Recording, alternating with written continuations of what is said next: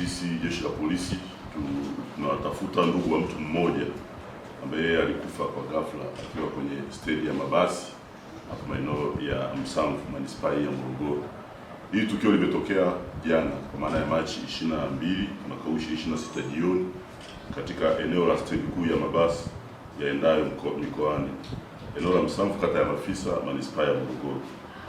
Marehemu baada ya kumpekua alifahamika kwa majina kwenye vitambulisho vyake kuwa ni Ruben Masimba Chedego, ana umri wa miaka 70, ni mkulima, na kwa mujibu wa vitambulisho hivyo inaonekana ni mkazi wa Chalinze.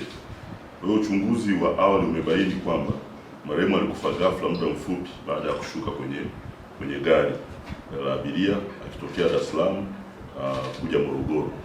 Kwa hiyo baada ya kushuka pale Msamvu alikwenda kupata haja ndogo na akiwa huko aliishiwa nguvu.